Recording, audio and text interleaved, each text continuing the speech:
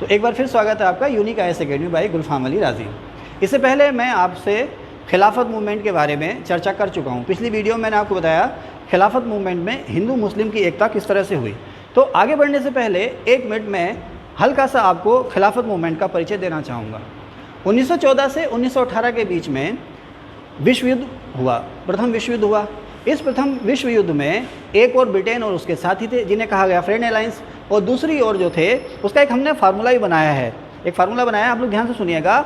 आज तुर्की भूखा है, आज तुर्की भूखा है। तो आ से ऑस्ट्रिया, ज से जर्मनी, बुल से बुल्गारिया, भूखा से हंगरी।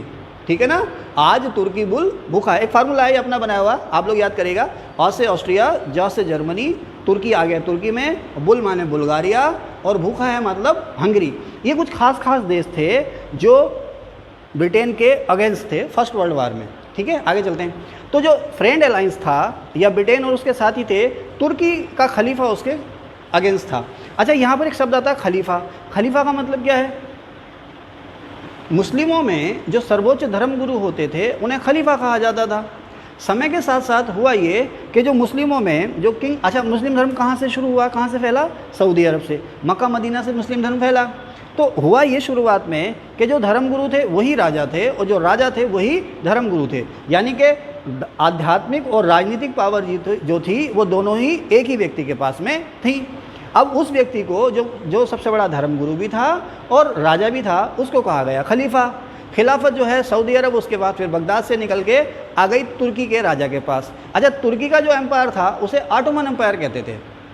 तुर्की को तुर्की एम्पायर न कह करके ऑटोमन एम्पायर कहते थे, लेकिन अक्सर इसको लोग तुर्की भी कहते हैं क्योंकि जो ऑटोमन एम्पायर का जो किंग था उसका जो बेस एरिया या कोर एरिया जो था वो टर्की या तुर्की था। आपको पता ही होगा तुर्की का नया नाम क्या हो गया? तुर्की है। इस समय तुर्की के प्रेसिडेंट कौन है, कोई बता सकते हैं? है जी, रेसेप तैयब एर्दोगन, है ना, 3 शब्द हैं उनके नाम में। अच्छा, यहीं पर आगे बढ़ते हुए क्या कोई बताएंगे कि मुस्तफ़ा कमाल पाशा कौन है? इसी वीडियो में मैं आपको बताऊंगा मुस्तफ़ा कमाल पाशा।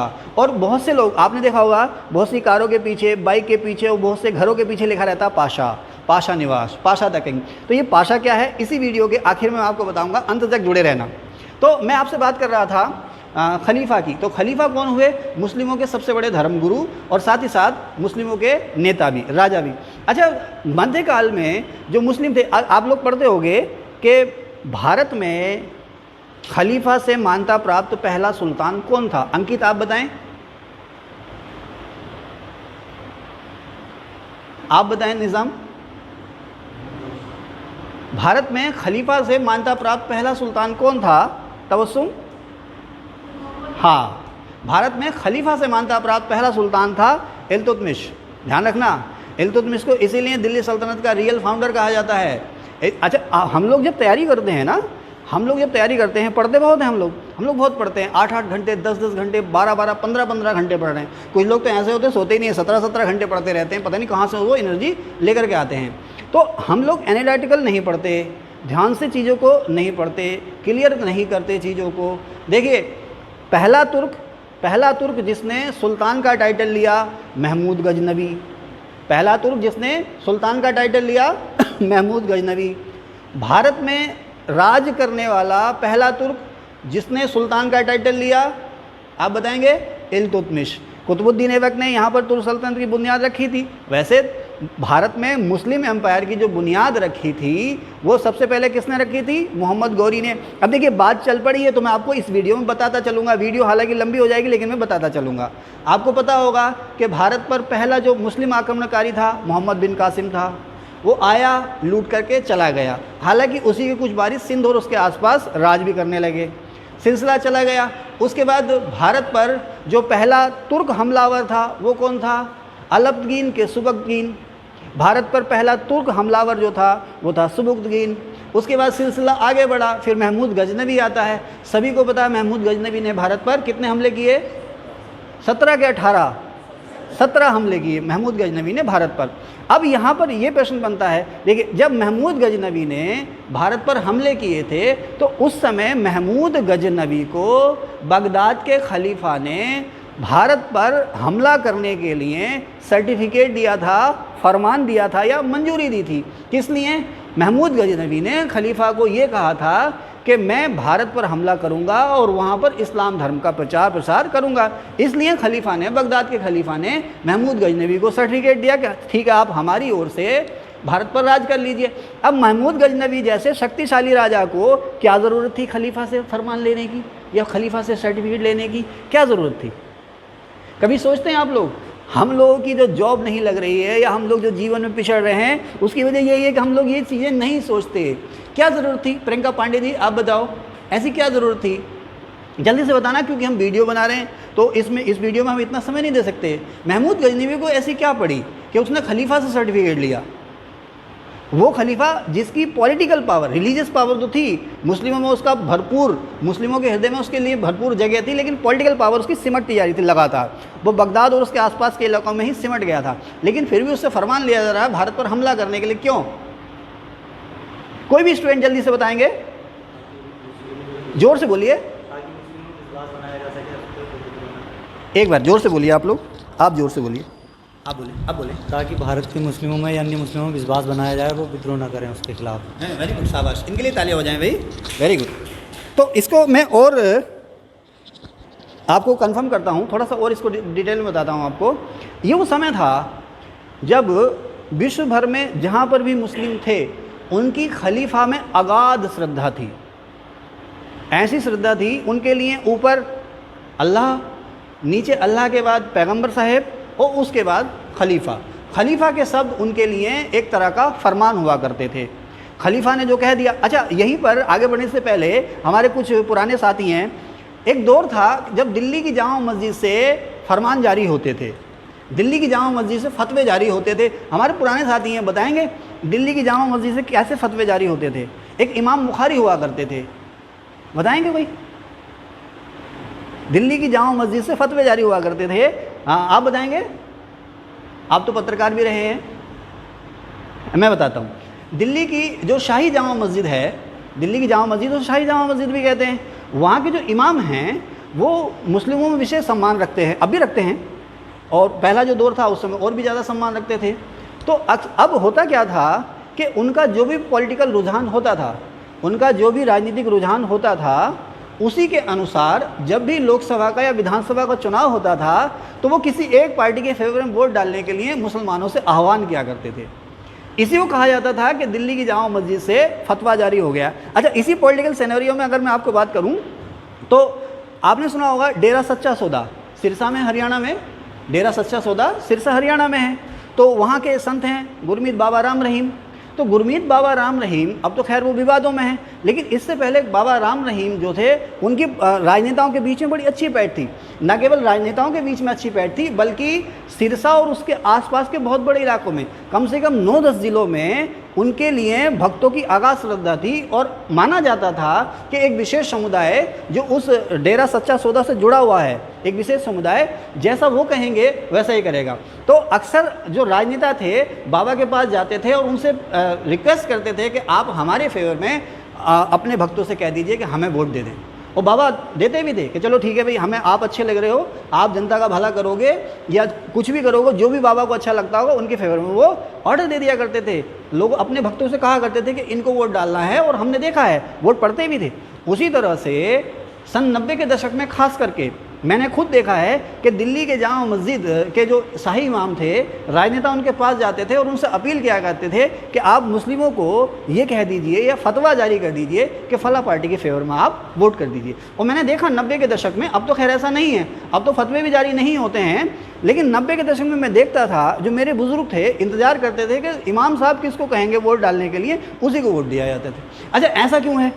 इमाम साहब जिसको वोट डालने कहेंगे उसी को वोट दिया जाएगा। आप लोग जो मेरी वीडियो को देख रहे हैं जल्दी से सोचिए, तो नहीं तो मैं तो बता ही रहा हूँ। ऐसा क्या है इमाम साहब में, ऐसा क्या है कि जो इमाम साहब कहेंगे वैसा ही हम करेंगे? अनीस जी आप बताएं, अनीस आप बताएं, या गीता, कीर्ति मैम, विकास सर, आप बताएं।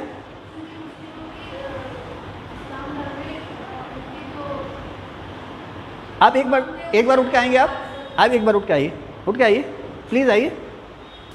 तो मुस्लिम लोग जो थे, जो मस्जिद के जो इमाम साहब होते थे, उनको उनके फतवा, उनका फरमानी उनके लिए सब कुछ होता था। आगे आ जाइए, ऐसा क्या था? ऐसा इसलिए था क्योंकि मुस्लिमों की जो उनके इमाम थे उनमें अपार श्रद्धा थी और वो उन्हें बहुत ज़्यादा मानते भी थे और उन्हें फॉलो भी करते थे। अच्छा, श्रद्धा क्यों थी इमामों में? क्योंकि वो धर्मगुरु होते थे, उनके लिए एक तरह से आइडियल होते थे। आइडियल होते थे। इसके अलावा जो इमाम होते थे, कहते हैं ना, आपने सुना होगा ना, इमाम हसन इमाम हुसैन। तो इमाम हसन इमाम हुसैन जो हैं, उनकी शहादत के किस्से आज भी कहे जाते हैं। ये माना जाता था कि ये लोग जो हैं पूरी तरह से ईमानदार हैं, हर मामले में ईमानदार हैं, इनको दीन का, दुनिया का, राजनीति का अच्छा ज्ञान है और ये हमें कभी भी मिसगाइड नहीं करेंगे। और एक तरह से इमामों को पथ प्रदर्शक या गाइड माना जाता था। और मस्जिद का, शहर का या कस्बे का जो इमाम होता था, यहाँ तक के जो सुल्तानों का, बादशाहों का इमाम जो होता था, जिसे कहते थे शाही इमाम, उससे मशवरे लिए जाते थे। जैसा वो कहता था वैसे ही किया जाता था। लेकिन समय के साथ धीरे धीरे कुछ इमामों में भी भ्रष्टाचार आ गया, तो धीरे धीरे कुछ इमामों ने अन्य इमामों की प्रतिष्ठा धूमिल कर दी। फिर बाद में मॉडर्न एजुकेशन आ गई, तो अब हम लोग हर चीज़ पर प्रश्न करने लगे हैं, तो अलग बात है। लेकिन वास्तव में जो भी इमाम हैं, वो जो ईमानदार और सच्चरित्र हैं, वाकई में वो आम आदमी को रास्ता दिखाते हैं। Thank you. आप प्लीज़ टेक योर सीट। तो जैसा अभी हमने डिस्कस किया, तो दिल्ली के जो शाही इमाम थे वो भी फतवा जारी किया करते थे और उनके फतवे के बाद अक्सर वोट भी पड़ा करते थे। लेकिन अब समय के साथ धीरे धीरे अब ना वो शाही इमाम नज़र आते हैं, ना फतवे नज़र आते हैं। हम लोग अब सन 2023 में हैं और भारत में साक्षरता का स्तर बहुत बढ़ गया है। भारत धीरे धीरे विकसित देश की ओर जा रहा है। सन 2047 तक माननीय प्रधानमंत्री मोदी जी ने भारत को विकसित देश बनाने का लक्ष्य रखा है, आपको पता ही होगा। तो इसी तरह से जो हम बात कर रहे थे, जो खलीफा था उसका पूरे विश्व के मुसलमानों में प्रभाव था। वो खलीफा के शब्द उनके लिए अंतिम सत्य हुआ करते थे। अब अगर खलीफा ने महमूद गजनबी को फरमान दे दिया है कि भारत में जाकर के लड़ना है, तो सभी मुसलमानों का ये कर्तव्य हो गया है आसपास के कि वो ना केवल महमूद गजनबी का समर्थन करें बल्कि उसके हर आदेश को मानें। क्यों? किसका प्रतिनिधि है वो? खलीफा का प्रतिनिधि है। अगर महमूद गजनबी जीत लेता है किसी इलाके को, तो उसकी जीत को वहाँ पर बनाए रखने में उसकी मदद करें। तो इसलिए महमूद गजनबी ने खलीफा से फरमान या चार्टर लिया था। तो इस तरह से भारत में हमला करने के लिए खलीफा से, बगदाद के खलीफा से फरमान मानने वाला जो पहला तुर्क था वो महमूद गजनबी था। लेकिन आपको पता होगा महमूद गजनबी यहाँ केवल और केवल लूट के मकसद से आया था, वो अपना एम्पायर बनाने यहाँ पर नहीं आया। आपने देखा होगा जब बाबर ने पानीपत की पहली लड़ाई जीती, पानीपत की जब पहली लड़ाई जीती बाबर ने, तो बाबर ने कहा था काबुल की गरीबी अब और नहीं। पानीपत की पहली लड़ाई जीती बाबर ने, भाई उससे पहले 3-4 बार हमले यहाँ कर चुका था। उसके बाद यहाँ कुछ जयचंद, कुछ विभीषण हो गए जिनकी गद्दारी की वजह से हम भारतीय हार गए और विदेशी गुलामी का सिलसिला फिर शुरू हो गया। अभी हम तक तुर्कों के गुलाम थे, फिर मुगलों के गुलाम हो गए। लेकिन फिर भी जब बाबर ने पानीपत की पहली लड़ाई जीती, तो उसके साथ के बहुत सारे जो लोग, सरदार या सैनिक थे, उन्होंने कहा कि भाई हम वापस जाना चाहेंगे। क्यों वापस जाना चाहेंगे? यहाँ का मलेरिया, यहाँ का हैजा, यहाँ का चेचक, यहाँ की गर्म जलवायु उनको रास नहीं आ रही थी, इसलिए वो वापस जाना चाह रहे थे। इसके अलावा उन्हें अपने घरों की याद भी सता रही थी। लेकिन बाबर जो कि कलंदर था, जो कि खाना बदोश था, उसने जब भारत को जीता, भारत को जाना, उसने कहा, उसने तो दिल में सोचा कि मुझे तो जीते जी यहाँ पर जन्नत मिल गई। हमारा भारत महान है, यूं ही महान नहीं है। भारत डाइवर्सिटी या विविधता का देश है। भारत में साल में कम से कम 2 बार बारिश होती है, इसके अलावा किसी महीने में बारिश हो जाती है। यहाँ पर गर्मी भी है, सर्दी भी है, वर्षा भी है। यहाँ पर आपको ध्रुवीय जलवायु मिलेगी तो यहाँ पर आपको डेजर्ट भी मिलेगा। यहाँ पर रिमझिम गिरे सावन भी है तो बसंत बहार भी हैं। इसलिए भारत महान है, भारत महान है, भारत के लोग महान हैं। तो अब बाबर ने जब ये इलाका जीत लिया, पूरे के पूरे उत्तर भारत पे उसका कब्जा हो गया, उसने कहा काबुल की गरीबी अब और नहीं। क्यों? काबुल जो है लैंडलॉक्ड है, वो चारों तरफ ज़मीन से घिरा हुआ है। उसके काबुल के आसपास यानी कि अफ़गानिस्तान के आसपास समंदर नहीं है, ना विदेशी व्यापार का पता, ऊबड़ खाबड़ ज़मीनें, पथरीली ज़मीनें हैं। काबुली चने के अलावा और बहुत सी चीज़ें बहुत कम होती हैं। धान गेहूँ के तो नाम ही छोड़ो, ज्वार बाजरा मक्का और काबुली चना, वहाँ पर उसी की खेती होती है, उसी से जैसे तो उनका जीवन चलता था। अफ़गानिस्तान आज जो अशांत है, पहले जो अशांत था, उसकी एक वजह ये भी है गरीबी। दुनिया के ज़्यादातर देश जहाँ पर अशांति है उसके मूल में गरीबी है। और गरीबी के मूल में है प्राकृतिक संसाधन। या तो प्राकृतिक संसाधन है नहीं, या फिर उनकी लूट हो रही है, या फिर उनका उचित दोहन नहीं हो रहा। तो बाबर ने कहा था काबुल की गरीबी अब और नहीं, उसे भारत की समृद्धि यहाँ पर टिकने के लिए खींच रही थी। बाबर ने जाने से मना कर दिया था, मैं नहीं जाऊँगा यहाँ से अभी। खैर आगे चलते हैं।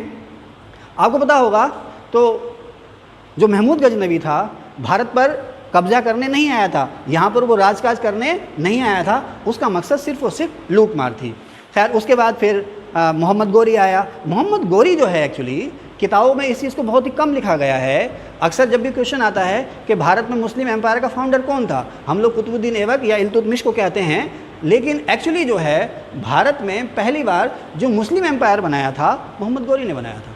मुस्लिम एम्पायर या तुर्क एम्पायर की जो बुनियाद रखी थी मोहम्मद गोरी ने रखी थी, उसको व्यवस्थित किया बाद में कुतुबुद्दीन ऐबक ने, और उस बुनियाद पर इमारत बनाई इल्तुतमिश ने। तो इल्तुतमिश को दिल्ली सल्तनत का रियल फाउंडर कहते हैं। तो इस तरह से इल्तुतमिश ने भी खलीफा को जो है खलीफा से रिक्वेस्ट की, और खलीफा ने इल्तुतमिश को खिलत भेजी। खिलत का मतलब कुछ एक टोकन है, उसमें एक बड़ा सा जिसे हम कहते हैं ना बड़ी सी थाली होती थी, उसमें तलवार रखी होगी, इसके अलावा एक शाही दंड होगा, दुर्वास जिसे कहते हैं। अभी आपने देखा होगा ना वो जब प्रधानमंत्री मोदी जी ने संसद भवन का उद्घाटन किया था, तो क्या क्या साधु संतों ने क्या दिया था उनको, मुझे उसका नाम याद नहीं आ रहा, सेंगोल नाम है, हाँ। तो सेंगोल जो है वो राजसत्ता का प्रतीक है।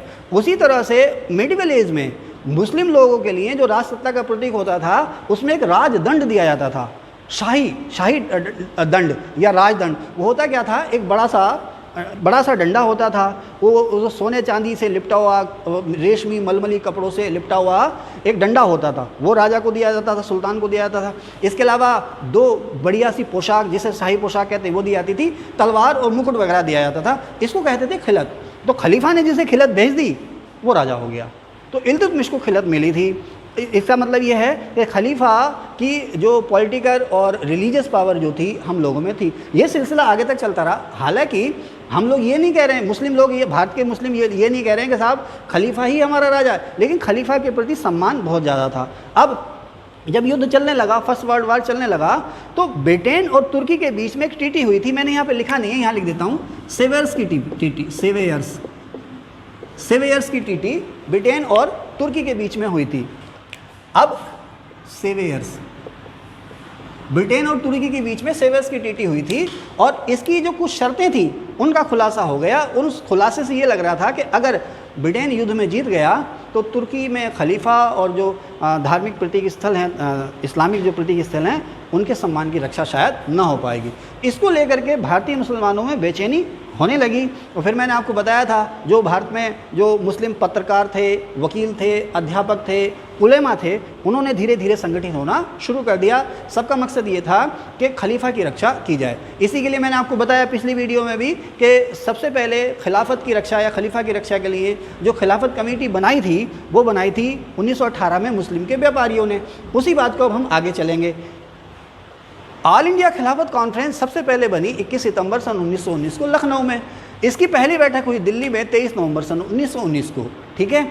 उसके बाद इस दिल्ली की ये जो बैठक हुई थी, इसी बैठक में गांधी जी को बुलाया गया था, और गांधी जी को बुलाने के बाद गांधी जी को खिलाफत कमेटी का, खिलाफत आंदोलन का नेता बनाया गया। तो इस वीडियो की शुरुआत में मैंने आपको बताया था कि गांधी जी को खिलाफत आंदोलन का नेता क्यों बनाया गया, और जब खिलाफत आंदोलन के नेता गांधी जी बने तो उन्होंने इसे क्यों कहा कि ये हिंदू मुस्लिम एकता का ऐसा अवसर है जो आने वाले 100 वर्षों में भी नहीं मिलेगा। खिलाफत कमेटी में जब गांधी जी शामिल हुए तो उनकी कुछ नेताओं ने आलोचना की कि इस तरह से आप जो है मुस्लिमों में पृथकता की भावना को बढ़ावा दे रहे हैं, मुस्लिमों में जो है एक अलगाव की भावना है उसको बढ़ावा दे रहे हैं, या ये धार्मिक मसला है, इससे आपको कोई जुड़ाव नहीं होना चाहिए। तो गांधी जी ने उसके जवाब में कहा था कि खिलाफत के रूप में हमें ऐसा अवसर मिल रहा है हिंदू मुस्लिम को एक करने का, एकता का, जो आने वाले 100 वर्षों में भी नहीं मिलेगा। उनकी बात आज भी सही है। 15 अगस्त 1947 को हम टूट गए, धर्म के नाम पर टूट गए, है ना, तो उनकी बात आज भी सही है। खैर आगे चलते हैं। तो गांधी जी ने बड़ी समझदारी से और दूरदर्शिता से इस मौके को अपनाया, किसके लिए, हिंदू मुस्लिम एकता के लिए। अब उनके दो लक्ष्य हो गए, एक तो खलीफा की या खिलाफत की रक्षा, और दूसरे स्वराज। उनका जो मुख्य मकसद था, आपने देखा हो ना, एक मदारी होता है, मदारी जैसा होता है, ये अक्सर आपने बाज़ारों में, मेलों में, अब तो खैर वो कला ख़त्म होती जा रही है, कुछ लोग क्या करते हैं ना, मजमा लगाते हैं, उसको कहते हैं मजमा लगाते हैं, उसमें एक जादूगर होता है, मदारी होता है, और उसके और किसी को बना लेता है वो जमूरा, है ना, आप में से भीड़ में से किसी को वो जमूरा बना लेता है, एक मदारी होता है, और वो अपना खेल या अपना करतब दिखाने लगता है। आधा पौन घंटा आपको अपना करतब दिखाएगा, उसके चारों तरफ भीड़ लग जाती है और आप सम्मोहित हो जाते हैं, है ना। हम लोग सभी क्या एलीट, क्या नॉन एलीट, क्या बच्चा, क्या जवान, क्या बूढ़ा, हम लोग उसके चारों ओर सम्मोहित हो जाते हैं। अब ये मदारी की कला है कि वो आपको कितना सम्मोहित करता है। जब वो देख लेता है मजमा इकट्ठा हो गया, लोग उसकी तरफ पूरी तरह से ध्यान से देख रहे हैं, फिर वो अपना एजेंडा निकाल लेता है। सुरमा ले लो, साबुन ले लो, रुमाल ले लो, कपड़ा ले लो, कुछ भी जो उसने बेचना है या जो अपनी बात कहनी है उसके लिए वो शुरू कर देता है। उसके बाद क्या होता है, फिर हम धीरे धीरे खिसकने लगते हैं ना, लेकिन फिर भी कुछ लोगों को वो अपना सुरमा या अपना पेन, कॉपी, किताब, जो भी उसका मकसद है, वो कुछ ना कुछ उसको आपकी भाषा में क्या कहते हैं, भिड़ाई देता है ना। उस समय आप इतने हिप्नोटाइज हो चुके होते हैं कि आप ले आते हैं, घर आके सोचते हैं क्या मैंने क्यों ले लिया। जैसे शादी करने के 1 आध महीने बाद सोचते हैं ना, मैंने शादी क्यों कर ली, सोचते हैं ना, शादी करने के 1 आध महीने बाद सोचते हैं मैंने शादी क्यों कर ली। ओके, आगे चलें, तो आगे चलते हैं। तो अब गांधी जी को जब इस आंदोलन की बागडोर मिली, उसके बाद इस आंदोलन ने तेजी भरनी शुरू कर दी। आंदोलन में इस समय पत्रकारों, उलेमाओं और अध्यापकों की भागीदारी बहुत बढ़ गई थी। कहने का मतलब यह है कि खिलाफत आंदोलन में ज़्यादातर जो लोग शामिल थे, कार्यकर्ता शामिल थे, उसमें बहुत से पत्रकार, बहुत से अध्यापक और उलेमा लोग शामिल थे। अब मार्च 1920 में इलाहाबाद में एक बैठक आयोजित की गई, जो बैठक उसमें हिंदू भी थे और मुसलमान भी थे। हिंदुओं और मुसलमानों की ज्वाइंट बैठक बुलाई गई। एक्चुअली ये बैठक जो थी कांग्रेस और खिलाफत कमेटी की बैठक थी, इसलिए इसको हिंदू मुस्लिम बैठक भी कहते हैं। ध्यान रखना, ये क्वेश्चन बहुत आता है कि हिंदू मुस्लिम खिलाफत के प्रश्न पर हिंदुओं और मुसलमानों की बैठक कहाँ हुई, या कांग्रेस और खिलाफत कमेटी की बैठक एक साथ कहाँ हुई, और इस बैठक के अध्यक्ष कौन थे, तो गांधी जी थे। मार्च 1920 में इलाहाबाद में ये बैठक हुई, गांधी जी की अध्यक्षता में ये बैठक हुई। खिलाफत और कांग्रेस या हिंदू मुसलमानों की संयुक्त बैठक थी ये। इस बैठक का जो उद्देश्य था, एक तो खिलाफत की रक्षा करना और दूसरा होम रूल पर डिस्कशन करना। तो पीछे मैं आपको बता रहा था कि मैंने एक जिक्र दिया था कि मदारी मजमा लगाता है, उसके बाद लोगों को अपनी ओर आकर्षित करता है, उसके बाद फिर वो अपना एजेंडा जारी कर देता। तो उसी तरह से गांधी जी इस समय पूरे देश में पॉपुलर हो चुके थे। गांधी जी इस मौके को देख रहे थे कि भविष्य में जो हमने स्वराज के लिए असहयोग आंदोलन या नॉन कॉपरेशन आंदोलन शुरू करना है, उसमें हिंदुओं के साथ साथ सभी मुस्लिमों की भागीदारी की भी हमें ज़रूरत है, तभी वो एक जन आंदोलन बनेगा। उसमें हिंदू भी हों, मुसलमान भी हों, उसमें पुरुष भी हों, महिलाएं भी हों, उसमें किसान भी हों, ज़मींदार भी हों, अध्यापक भी हों, तो छात्र भी हों। तो सभी भीड़ था। उस भीड़ को सम्मोहित करने के बाद उन्होंने अपना एजेंडा रखा इस बैठक में कि हमें खिलाफत की रक्षा करनी है और होम रूल या स्वराज की मांग करनी है। इसके लिए हम अंग्रेज़ों से असहयोग करेंगे, या अंग्रेज़ों के ख़िलाफ़ या अंग्रेज़ों से असहयोग आंदोलन शुरू करेंगे। ठीक है साहब, मैंने लिखा भी है, ये कांग्रेस और खिलाफत कमेटी की ज्वाइंट बैठक थी। इस समय खिलाफत कमेटी के चेयरमैन थे आज़ाद, और बैठक में गांधी जी ने खिलाफत की रक्षा और स्वराज को पाने का प्रस्ताव रखा, जो कि प्रस्ताव पास हो गया। अब मैंने एक लाइन लिखी है, एक लाइन यहाँ पर और लिखी है कि इस समय हिंदू मुस्लिम एकता जो थी वो अपने पीक पर या अपने चरम पर थी। हिंदू मुस्लिम एकता, ये जो समय था हिंदू मुस्लिम यूनिटी का था। और इसकी एक मिसाल ये भी थी, अपनी पिछली वीडियोज़ में मैंने कहा था कि ये मौका ऐसा था कि जब स्वामी सिद्धानंद जैसे जो नेता थे, उन्होंने दिल्ली की जामा मस्जिद से भाषण दिया था, और उस भाषण को सुनने वालों में हिंदू भी थे और मुसलमान भी थे।